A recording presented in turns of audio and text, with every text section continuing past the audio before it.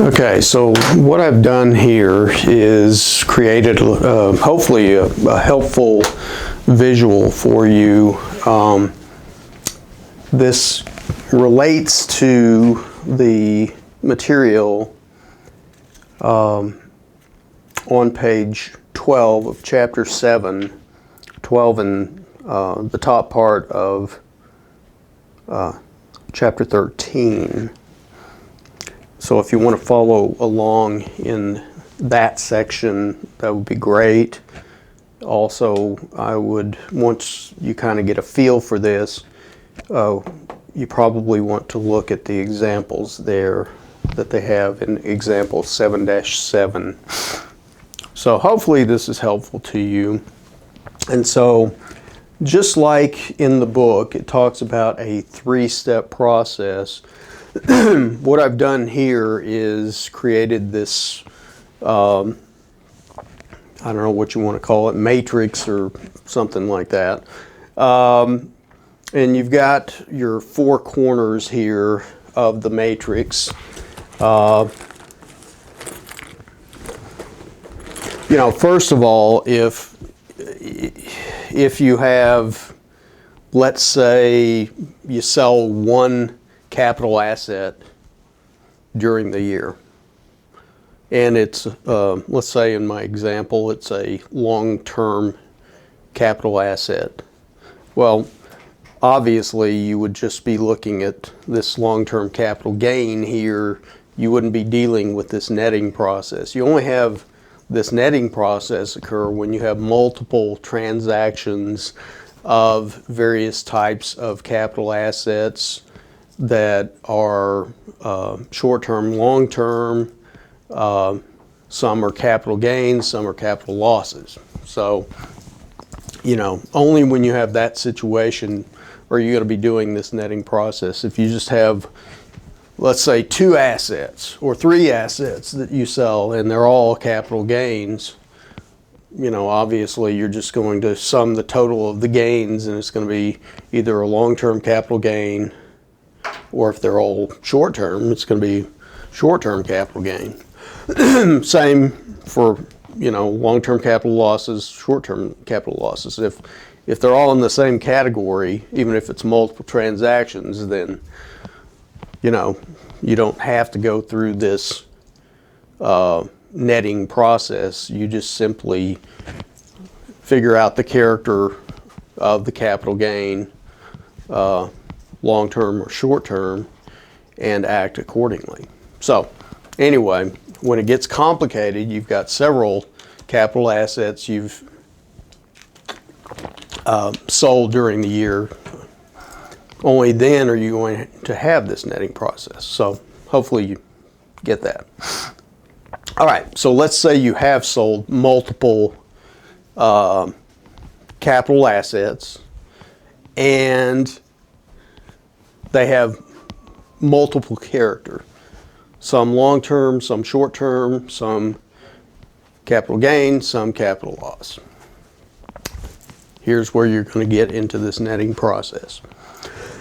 And so step 1, just like it says in the book, you're going to net your short-term capital gains against your short-term capital losses. If your short-term capital gains exceed short-term capital losses, you're going to have what's called a net short-term capital gain.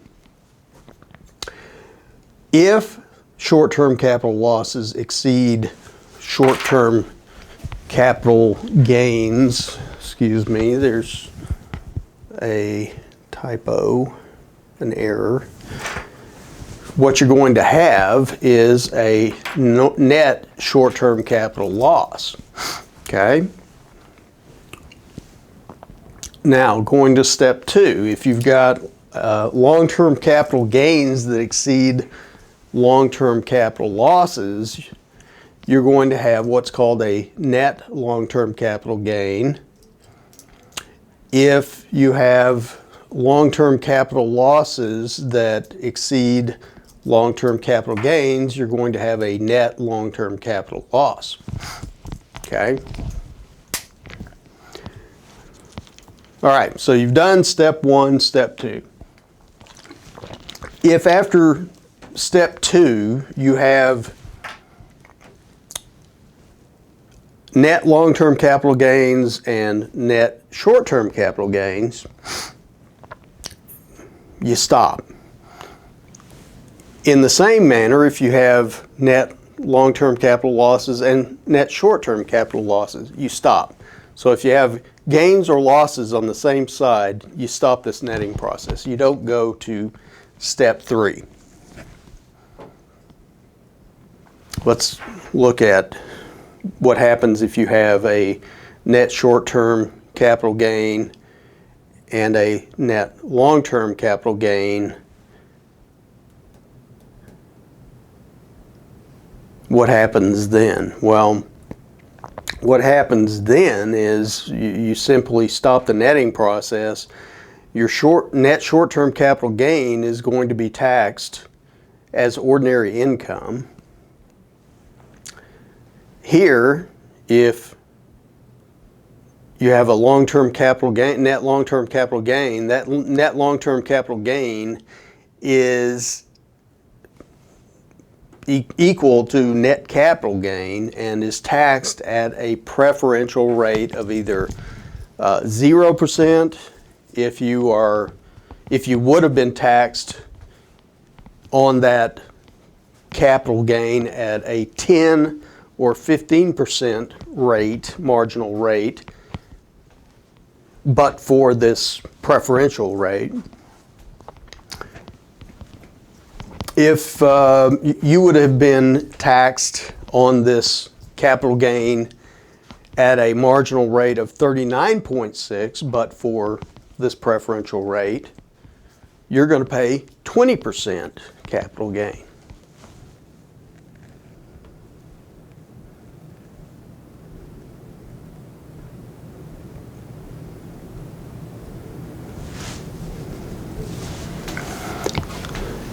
Now, if you fall in between the 10, 15 or the 39.6, you're going to pay 15%, and that's where a majority of shareholders, taxpayers are taxed. Okay? Down here, net short-term capital gain, that's taxed at ordinary rates, whatever your rate is. That's what you're going to be taxed at. All right, what happens if you have net short-term, net long-term capital loss and net short-term capital loss? What happens then? Well, first of all,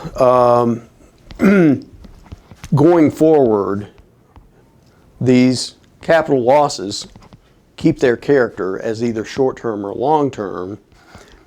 And what you do is you first offset net short-term capital losses against ordinary income. So you get a dollar for dollar reduction of ordinary income. But let's say you had a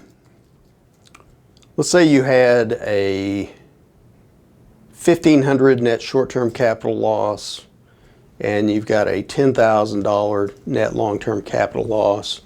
What you would do is you would first take that $1,500 from the net short-term capital loss, and then you would get another $1,500 from the net long-term capital loss category. And in my example, you would have $8,500 that gets carried forward for however many years it takes to use up in my example, the net long-term capital loss carry forward of $8,500. Now you can only take $3,000 per every year. So those are some things to consider. Well, what happens if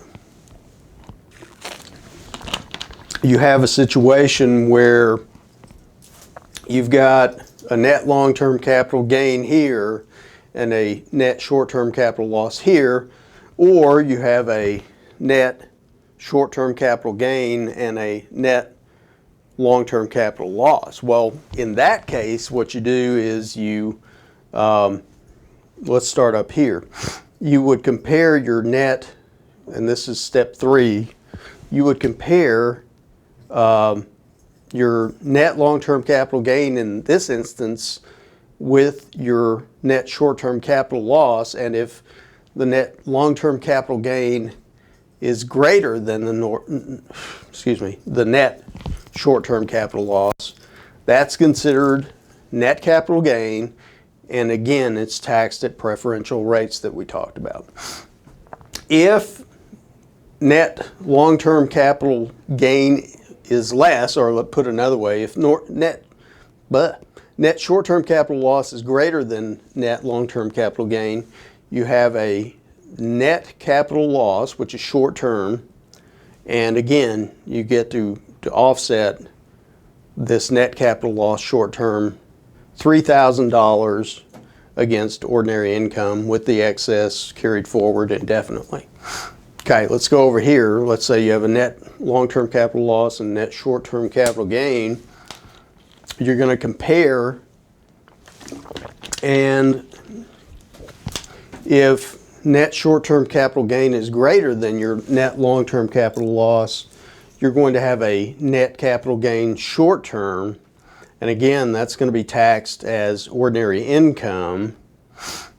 Going over here, if net long-term capital loss is greater than the net short-term capital gain, you have a net capital loss long-term, and again, keeping its same character as long-term, assuming, well, in my example, you wouldn't have any of this. You would just have a net long-term or net capital loss long-term, and again, you would get to offset $3,000 against ordinary income, carrying forward the excess indefinitely. So hopefully that gives you a better visual of this whole netting process.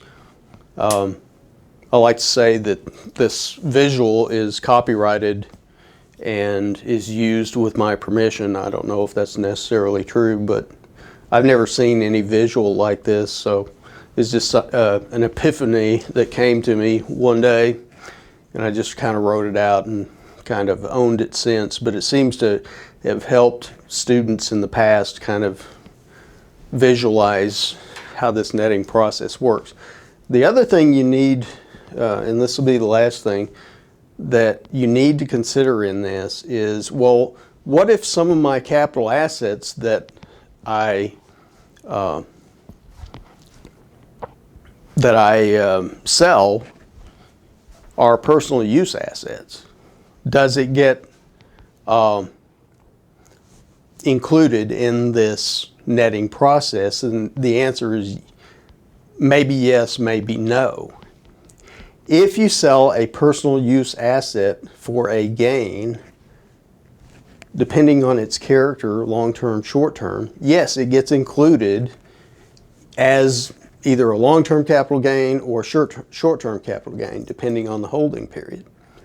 Well, what happens if you have a loss due to the sale of a personal use capital asset? Well, it doesn't get included in these two categories depending on its character, short-term or long-term.